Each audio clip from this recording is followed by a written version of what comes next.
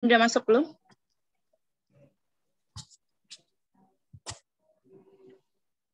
Belum. Udah. Ya, oke.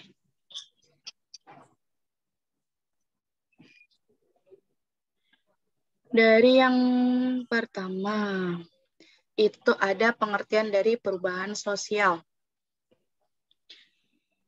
Perubahan sosial di setiap masyarakat pasti mengalami perubahan.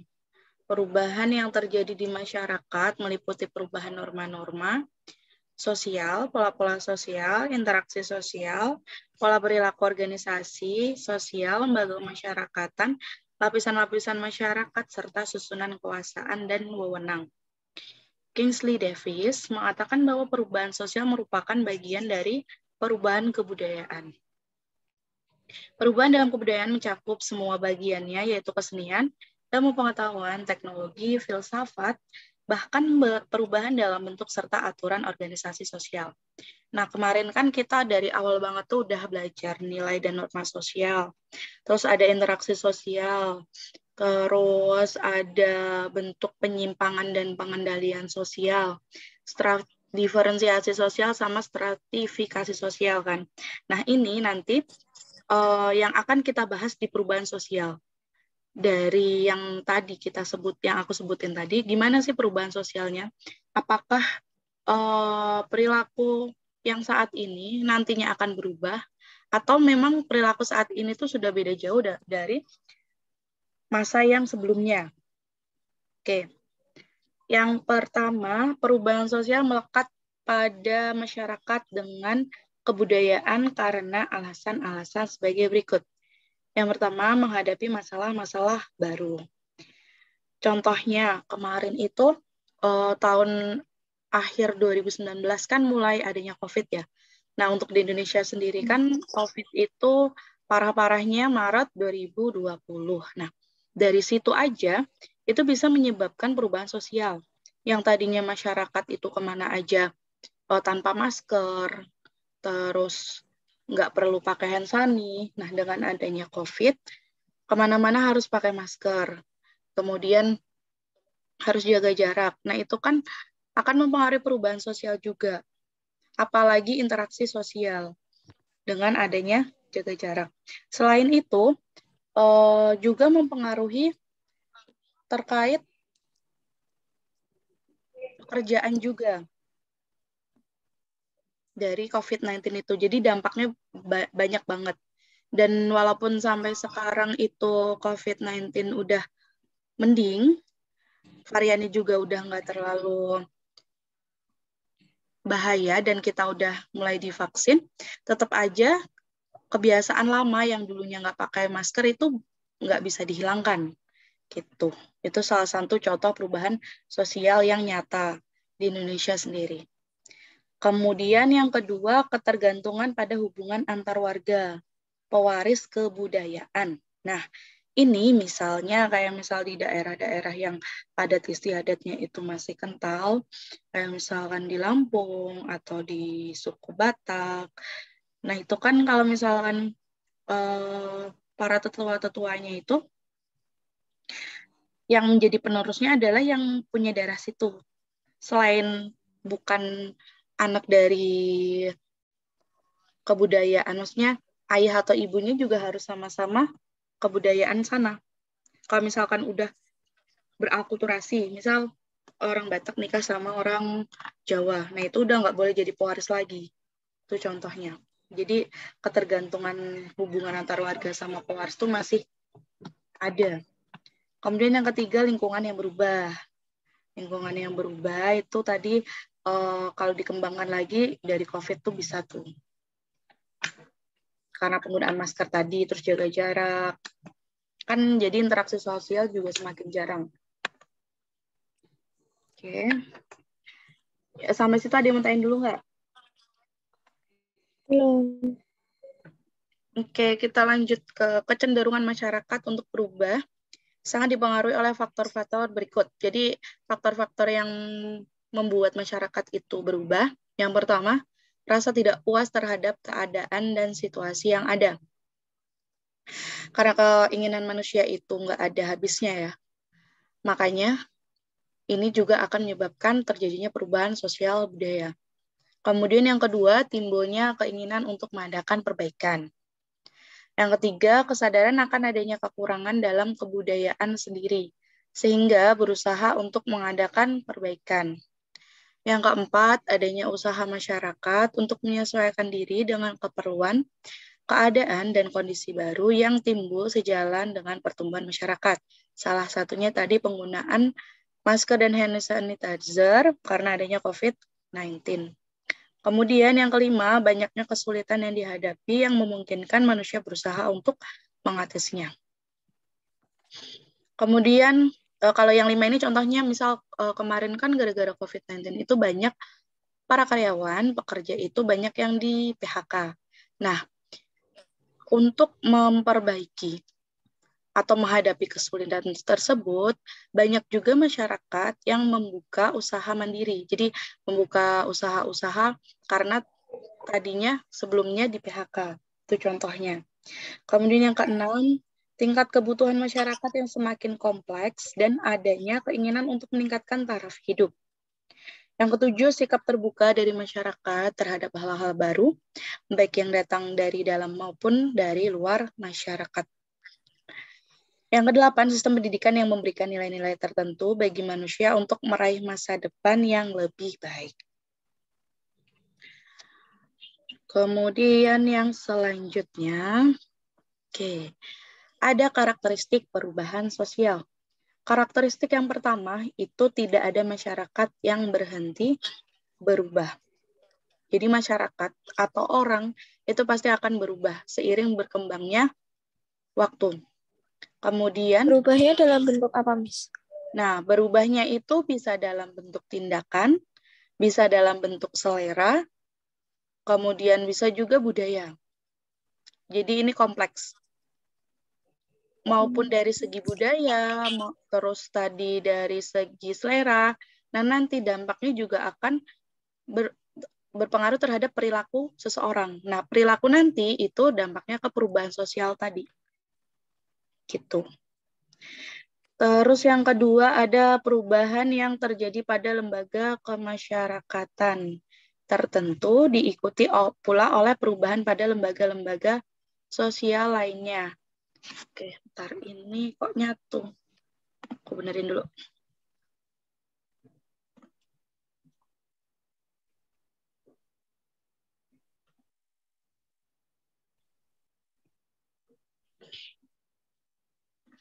Tempat ya. Tadi yang kedua itu perubahan yang terjadi pada lembaga masyarakat tertentu diikuti pula oleh perubahan pada lembaga-lembaga sosial lainnya. Nah, ini contohnya, misal sebelum COVID itu kan tadinya nggak ada Satgas COVID tuh, khusus COVID. Nah, terus karena adanya COVID dibentuk dan ada yang namanya Satgas COVID. Itu contohnya kalau perubahan dalam lembaga kemasyarakatan. Kemudian yang ketiga, perubahan yang cepat biasanya mengakibatkan disorganisasi yang bersifat sementara karena ada proses penyesuaian diri. Disorganisasi itu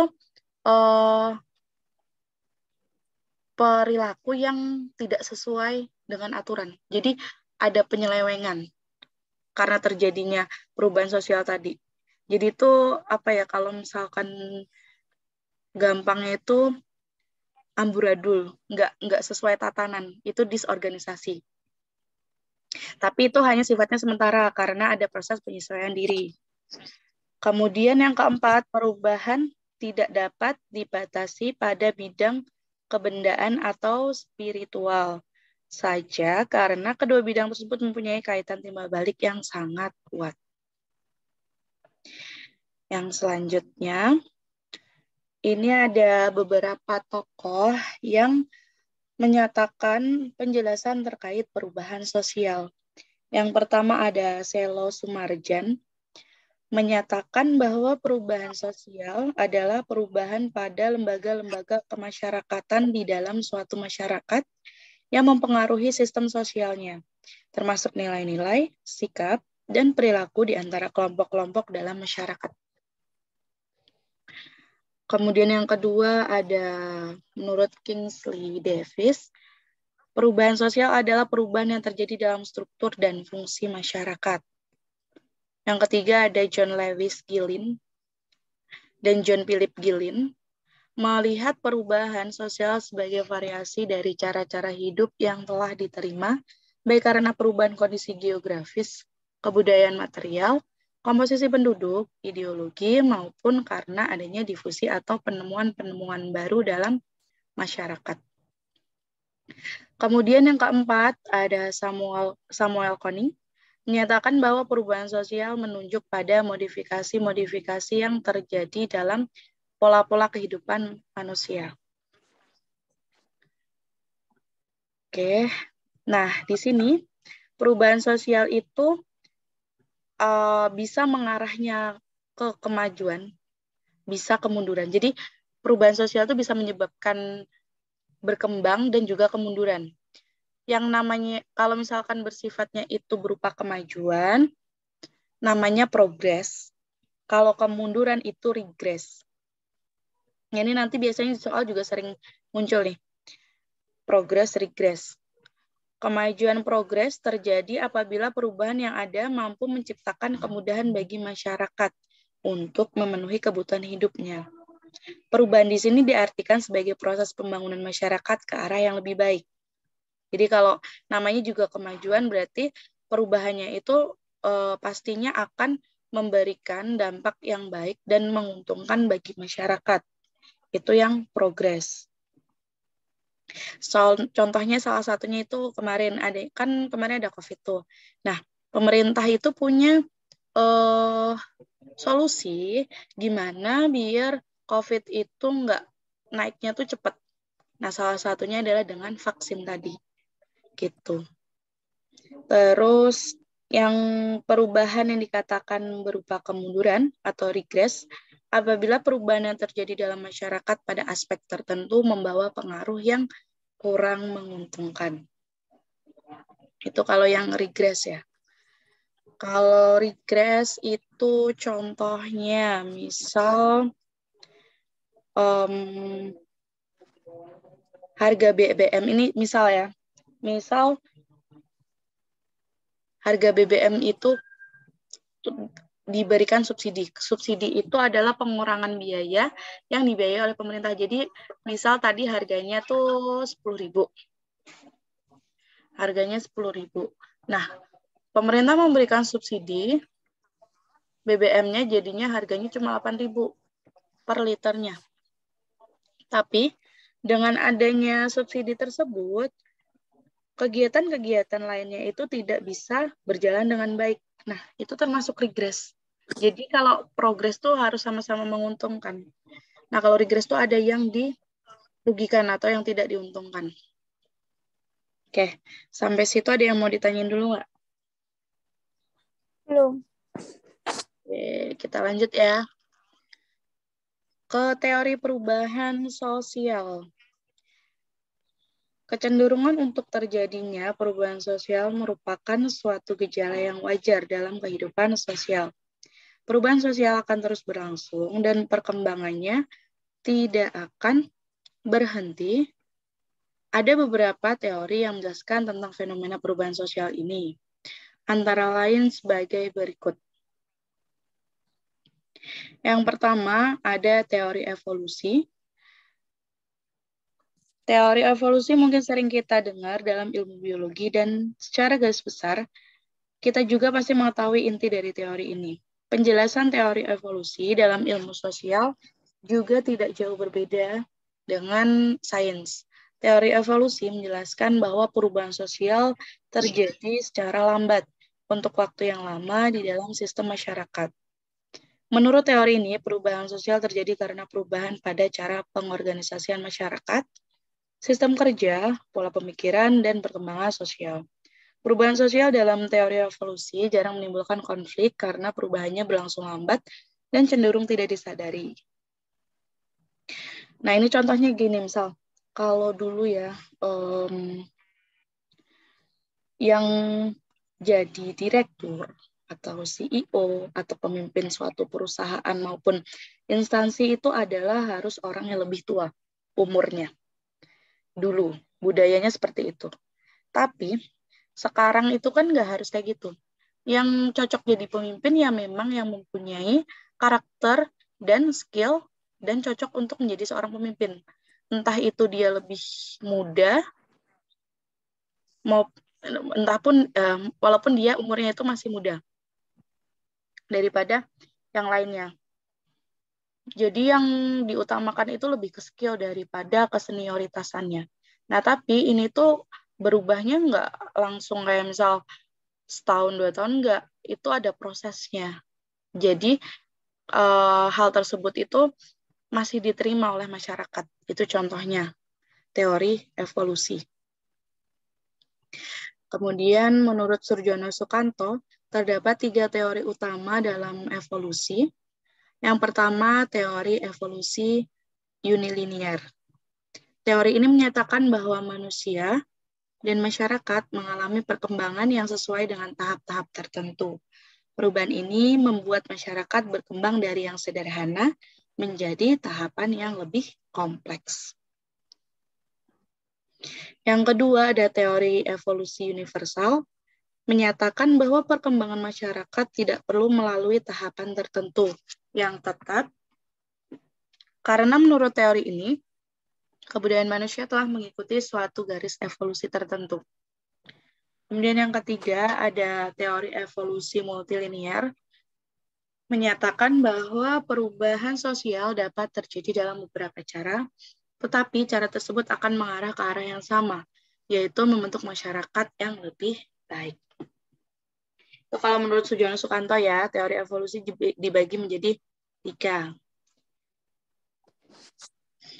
Oke, yang nomor 2 ada teori fungsionalis, menyatakan bahwa ketidakpuasan masyarakat terhadap keadaan sosial yang sedang berlaku merupakan penyebab utama terjadi perubahan sosial. Ketidakpuasan ini tidak dirasakan oleh semua anggota masyarakat. Sebagian anggota masyarakat tidak menginginkan perubahan. Tapi jika lebih banyak yang menginginkan perubahan, biasanya perubahan akan terjadi. Tetapi apabila hanya kelompok minoritas dengan kekuatan kecil yang menginginkan perubahan, maka perubahan tersebut sulit untuk tercapai. Ini contohnya kalau teori fungsionalis itu dalam lingkup kecil ya, misal dalam suatu perusahaan ada karyawan yang ingin gajinya itu dinaikkan. Nah, jika karyawan yang gajinya ini dinaikkan itu hanya berupa minoritas atau hanya sebagian kecil, berarti itu perubahan sosialnya tidak akan terjadi. Perubahan atas kenaikan gaji itu nggak akan terjadi. Tapi beda lagi kalau misalkan hampir seluruh pegawai itu minta kenaikan gaji, bisa jadi perubahan sosial itu juga terjadi. Atau contohnya nih, waktu reformasi. Nah, waktu reformasi itu kan sebelumnya kepemimpinan Presiden Soeharto, beliau itu merupakan presiden yang otoriter. Jadi udah terlalu lama memimpin negara, hampir 20 tahunan. Nah, itu merupakan kalau seorang pemimpin, apalagi pemimpin negara sampai 10 tahun lebih itu, 10-15 tahun itu udah lama. Dampak buruknya adalah nanti tidak bisa berkembang dan otoriter, harus nurut sama kepala negaranya. Sedangkan kan dunia itu kan berubahnya cepat, perubahan sosialnya cepat. Maka dari itu para mahasiswa di seluruh Indonesia itu bareng-bareng bersama-sama buat mematahkan itu, mematahkan keotoriterannya Soeharto. Nah, akhirnya Soeharto kan mengundurkan diri dari jabatannya sehingga ada yang namanya peristiwa reformasi itu pada tahun 1998. Itu contohnya teori fungsionalis. Jadi karena kalau yang ikut itu mayoritas biasanya terjadi perubahan sosial, tapi kalau misalkan yang ikut itu hanya beberapa atau sebagian kecil atau minoritas, biasanya perubahan sosial itu sulit terjadi. Terus yang ketiga, teori konflik. Teori ini sangat spesial. Teori konflik menjelaskan bahwa perubahan sosial terbentuk karena adanya konflik dan ketegangan dalam masyarakat. Konflik ini biasanya berupa pertentangan antar kelas penguasa dengan masyarakat yang tertindas. Sehingga masyarakat dalam kelas yang lebih rendah menginginkan adanya perubahan dengan mengatasnamakan keadilan.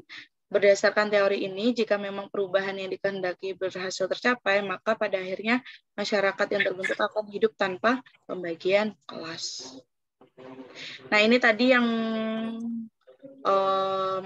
reformasi ini, kalau kasus reformasi tadi lebih condong ke teori konflik ya.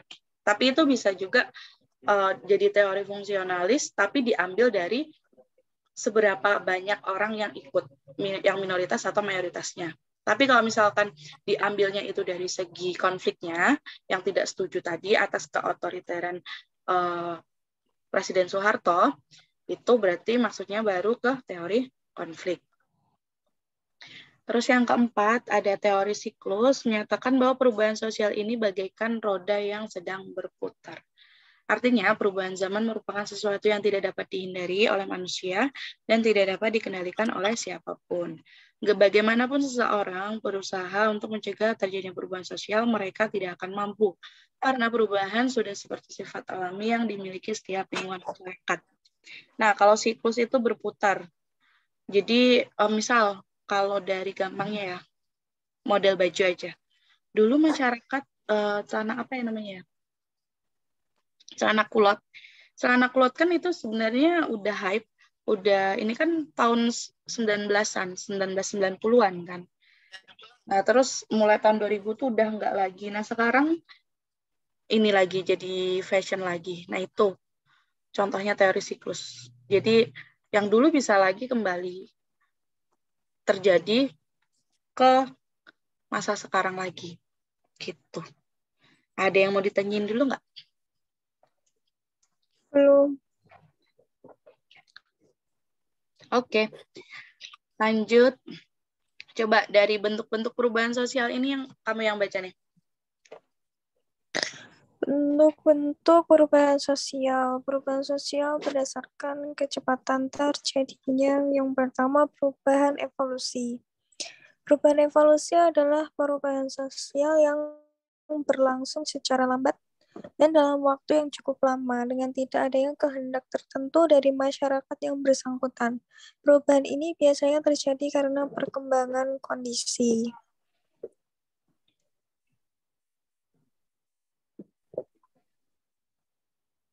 Perubahan kondisi masyarakat dalam menjalankan usaha-usaha untuk memenuhi kebutuhan hidupnya.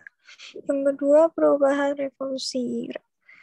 Perubahan revolusi merupakan perubahan sosial yang berlangsung secara cepat, dapat direncanakan atau tanpa perencanaan sebelumnya. Secara sosiologis, perubahan revolusi biasanya berkaitan dengan perubahan unsur-unsur kehidupan atau lembaga-lembaga sosial dalam suatu lingkungan masyarakat. Perubahan revolusi bisa direncanakan atau tidak. Pemicu dari perubahan ini biasanya adalah konflik atau ketegangan yang terjadi dalam lingkungan masyarakat yang bersangkutan. Suatu perubahan baru bisa dikatakan sebuah revolusi apabila memenuhi beberapa syarat berikut. Ada keinginan secara umum untuk melakukan sebuah perubahan. Keinginan ini dirangsang oleh rasa ketidakpuasan yang berkembang dalam masyarakat.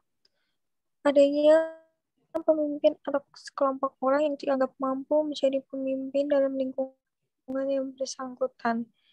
Pemimpin yang dimaksud setuju dengan pendapat masyarakat dan menjadikan ketidakpuasan masyarakat sebagai program dan arah bagi perkembangan sosial lingkungan yang bersangkutan. Pemimpin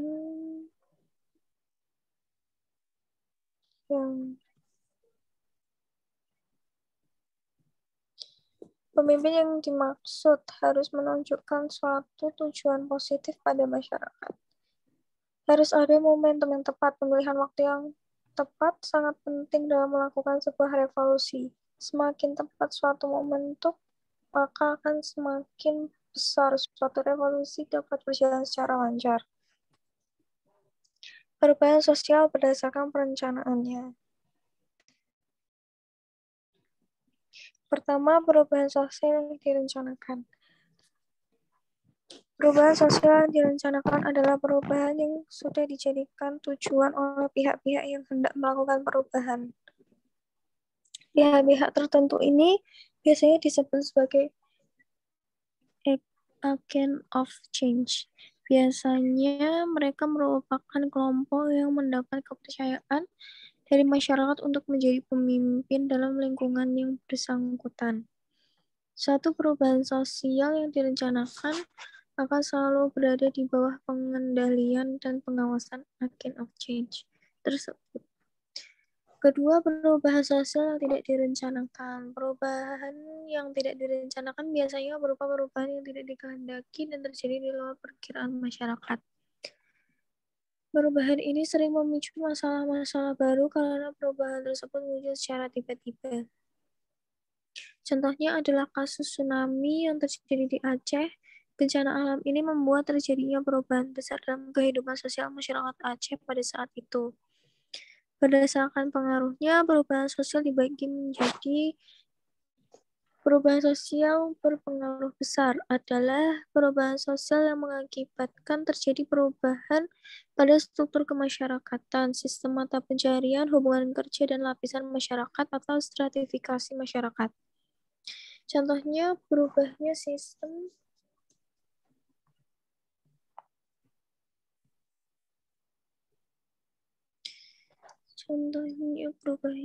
pemerintahan suatu negara. Kedua, perubahan sosial yang pengaruhnya kecil. Perubahan sosial yang berpengaruhnya kecil adalah perubahan sosial yang terjadi pada struktur sosial tetapi tidak membawa pengaruh langsung bagi masyarakat. Contohnya perubahan gaya berpakaian dalam bermasyarakat. Faktor-faktor pendorong dan penghambat perubahan sosial. Faktor pendorong perubahan sosial. Stop dulu ya. Sebelum itu, ya. Oke. Tadi bentuk-bentuk perubahan sosial. Kalau kecepatannya evolusi sama revolusi ya. Kalau evolusi itu yang berlangsung lambat, kalau revolusi itu perubahannya cepat. Yang diingat-ingat itu aja, jadi secara garis besarnya aja. Kemudian, revolusi yang cepat. Iya, revolusi itu perubahannya cepat. Kalau evolusi itu lambat. Nah, makanya di sini di revolusi bisa dikatakan revolusi ketika yang pertama, ada keinginan secara umum untuk melakukan sebuah perubahan atas ketidakpuasan. Kemudian, nah contohnya tadi yang reformasi itu merupakan revolusi juga, karena itu cepat jangka waktunya. Kemudian ada pemimpin atau kelompok orang yang dianggap mampu menjadi pemimpin dalam lingkungan yang bersangkutan dan harus ada momentum yang tepat. Evolusi itu yang lambat, revolusi itu yang cepat. Kemudian kalau berdasarkan perencanaannya, ada yang direncanakan dan tidak direncanakan. Kalau yang direncanakan itu misalnya adalah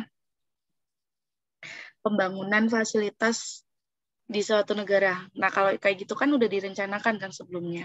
Misal tadinya itu di pedesaan masih banyak yang nggak ada listrik.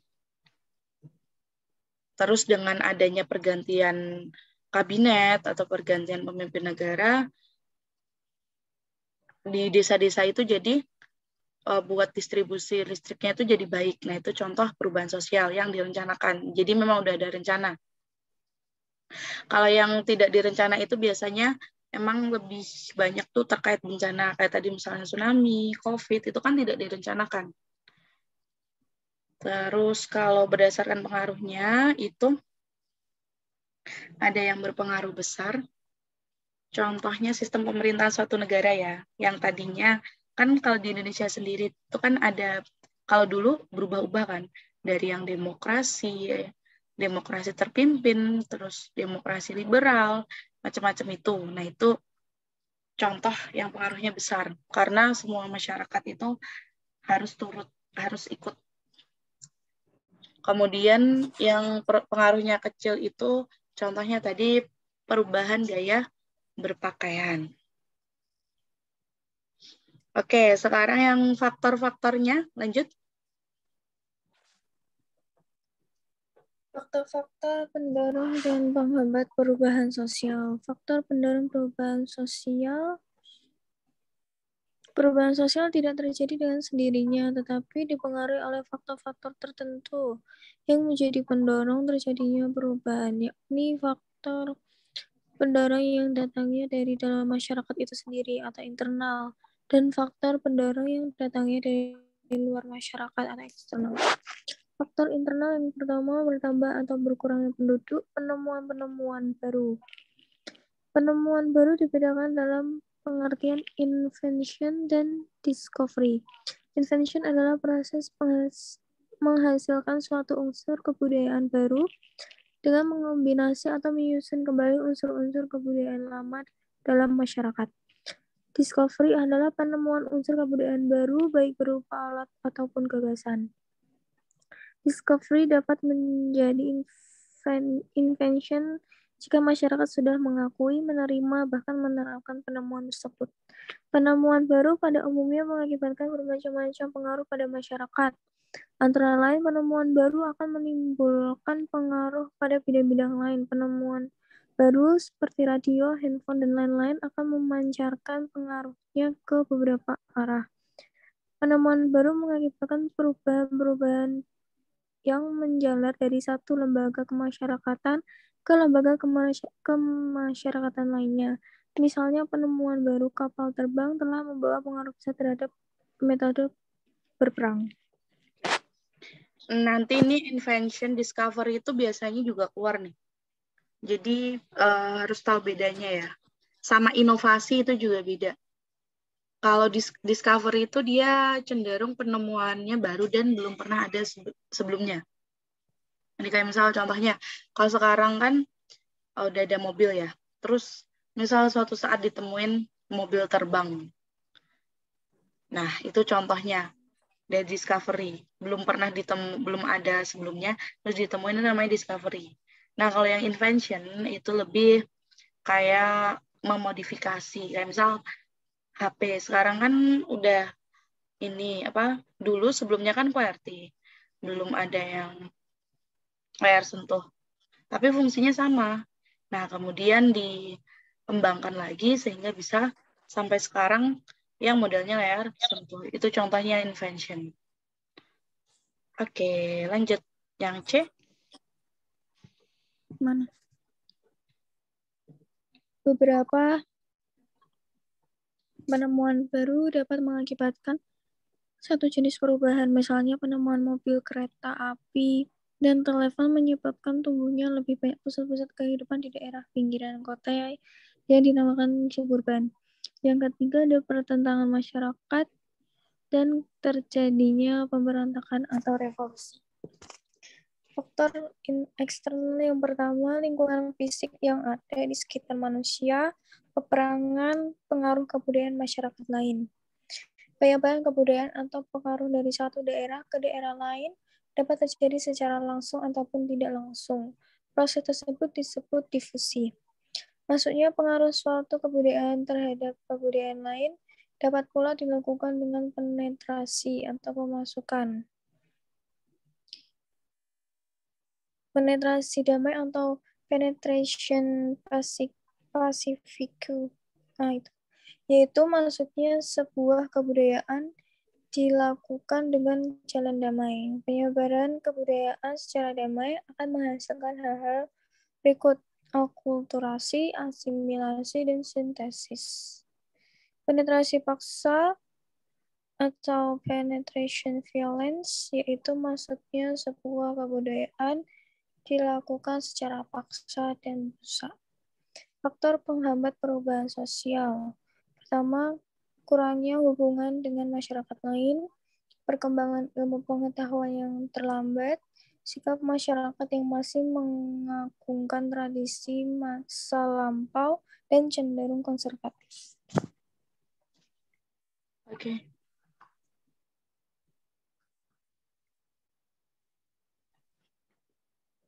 Mana? 4 itu ya? Ya, 4. 4. Adanya kepentingan yang sudah tertanam kuat atau vested interest. Rasa takut akan terjadinya kegoyahan pada integrasi kebudayaan, prasangka terhadap hal-hal baru atau asing, atau sikap yang tertutup, hambatan-hambatan yang bersifat ideologis, kebiasaan tertentu dalam masyarakat yang cenderung suka diubah karena sudah mendarah daging. Akibat perubahan sosial. Masyarakat merupakan sebuah sistem apabila salah satu unsurnya tidak berfungsi dengan baik. Keseimbangan sistem akan terganggu secara keseluruhan.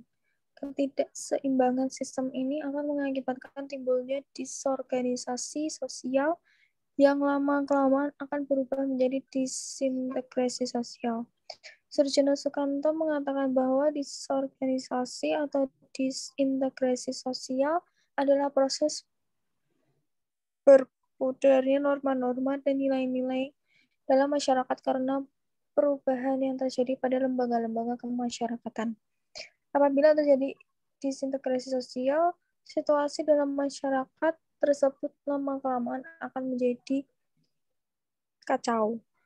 Pada keadaan demikian, akan dijumpai anomi atau tanpa aturan, yaitu suatu keadaan di saat masyarakat tidak mempunyai pegangan mengenai apa yang baik dan buruk, dan tidak bisa melihat batasan apa yang benar dan salah. Proses disintegrasi sebagai akibat perubahan sosial yang terjadi dalam masyarakat antara lain dapat berbentuk pertama pergolakan daerah, aksi protes dan demonstrasi, kriminalitas kenakalan remaja. Ya, Dan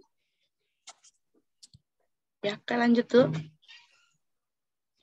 dampak positif. Kok hitam? Kenapa? Hilang. Dampak positif enggak. Manfaat perubahan. Iya berarti manfaatnya perubahan sosial. Pertama, perkembangan ilmu pengetahuan dan teknologi dalam masyarakat. Kedua, terciptanya lapangan kerja baru. Ketiga, terciptanya tenaga kerja dengan kualitas yang lebih baik. Keempat, terbentuknya nilai dan norma baru.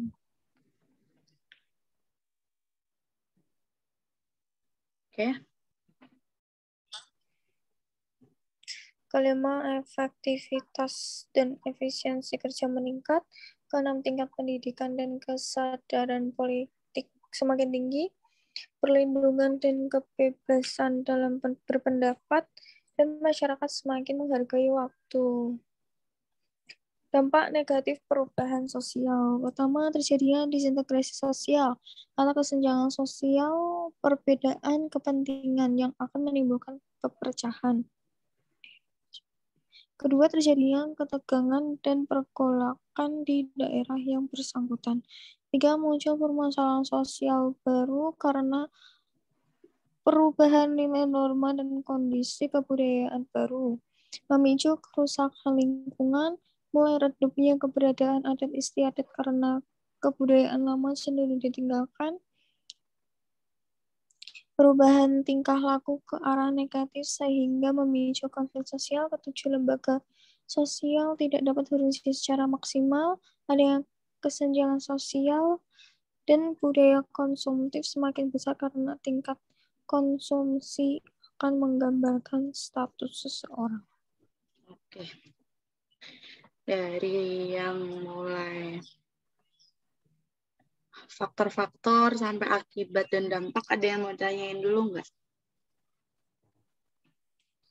Paling yang akulturasi, asimilasi, sintesis. Oke. Itu ya. Kalau akulturasi, asimilasi, ini mau kamu catat nggak? Ya. Oke. Dari akulturasi.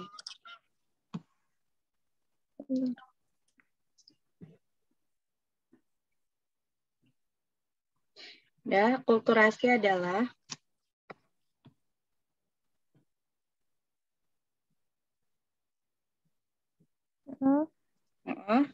suatu proses sosial yang timbul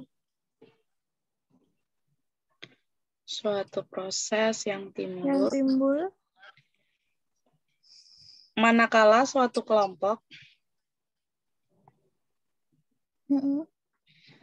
manusia dengan kebudayaan tertentu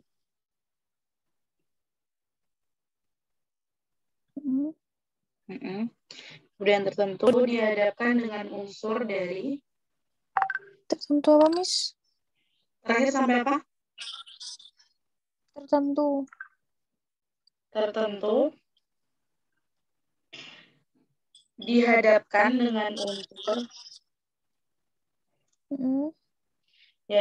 dengan unsur dari suatu kebudayaan asing.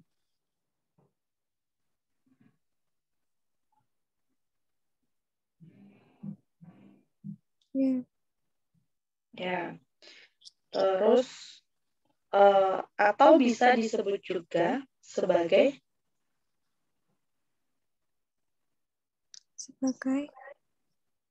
perpaduan antara dua kebudayaan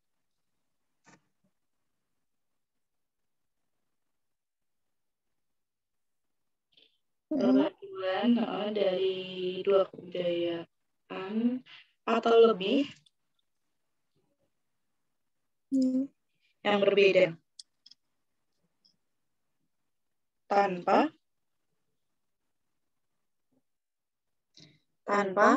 menghilangkan ciri khas budaya yang lama.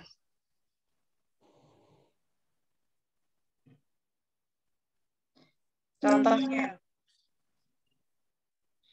ciri khas budaya yang lama. Contohnya, contohnya adalah seni wayang Indonesia. Seni wayang Indonesia yang merupakan perpaduan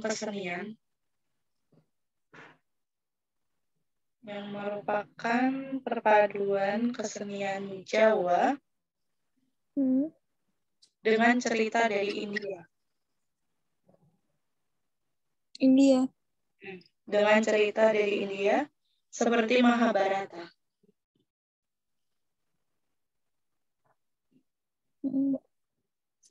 Terus yang kedua, asimilasi.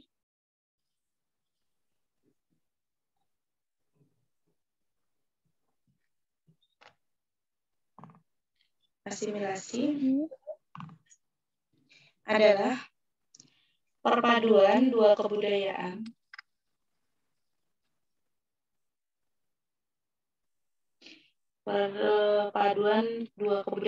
atau lebih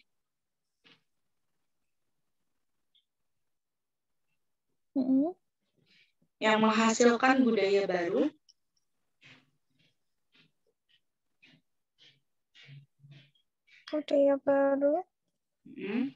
dan hilangnya ciri khas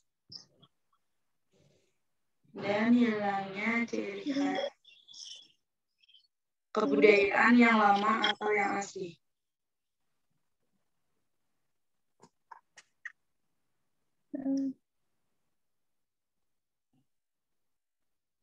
Contohnya,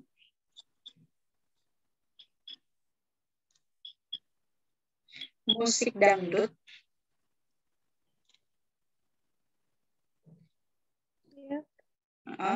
yang merupakan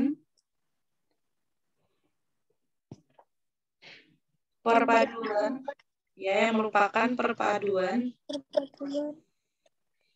dari musik India,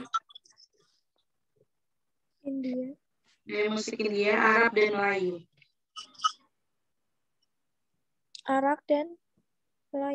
Ya, Melayu.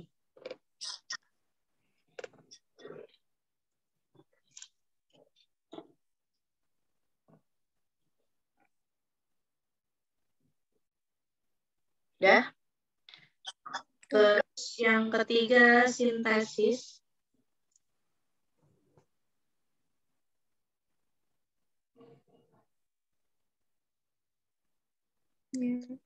Ya, adalah bercampurnya dua kebudayaan.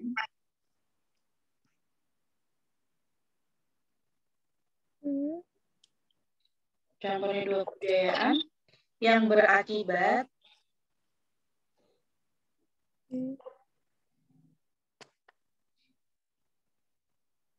pada terbentuknya sebuah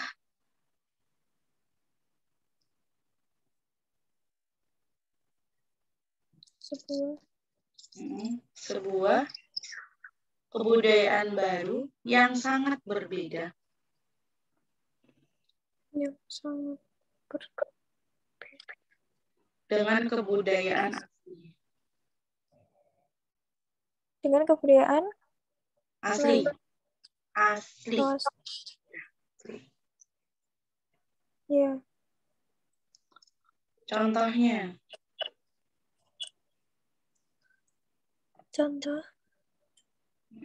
Contohnya budaya tradisional wayang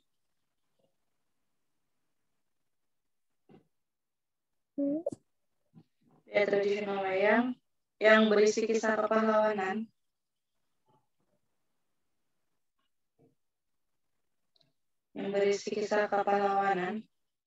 Ramayana dan Mahabharata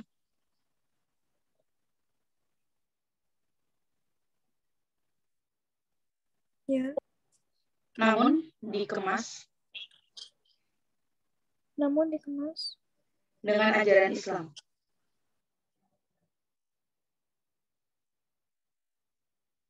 Salah satu contohnya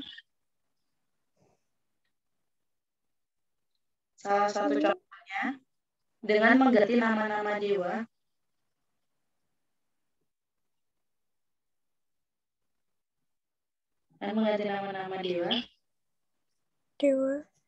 dengan Allah beserta para malaikatnya.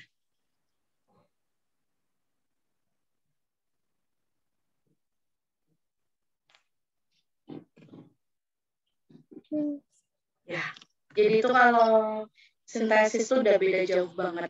Nah, kalau asimilasi kan masih perpaduan. Jadi maksudnya Arab, tadi kayak musik dangdut Arab, Melayu sama India itu jadi satu. Jadi kayak oh ini tahu ada apa namanya budaya musik-musik Indianya, terus masih kelihatan musik-musik Arabnya. Walaupun itu tidak berdiri sendiri, udah campur jadi yang namanya dangdut. Tapi kalau sintesisnya udah beda jauh banget tadi. Kan kalau wayang tuh biasanya untuk menceritakan kisah-kisah ini kan, kayak kerajaan gitu. Nah, ini dikemas untuk menceritakan tentang ajaran Islam. Berarti itu udah masuknya ke sintesis. Ada lagi? Bentar.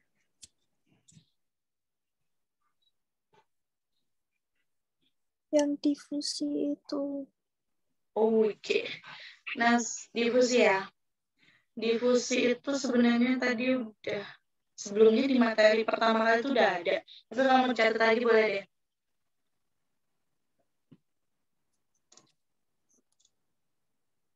Udah? Apa? Difusi adalah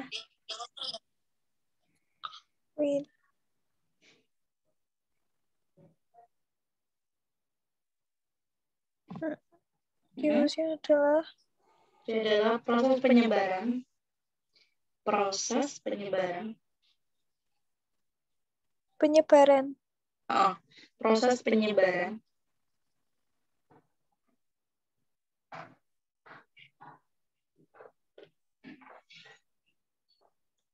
Udah? Berbagai unsur pembentuk kebudayaan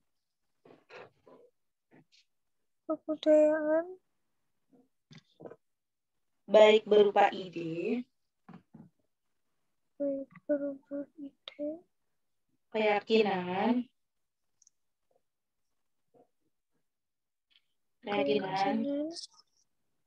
dan sebagainya.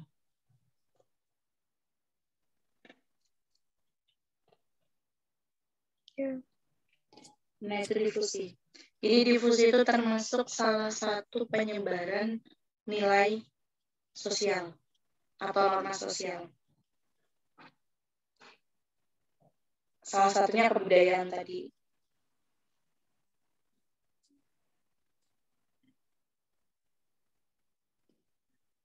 Udah? Ada lagi? Udah. Udah ya? Hmm. Oke. Sekarang kita coba ke contoh soal.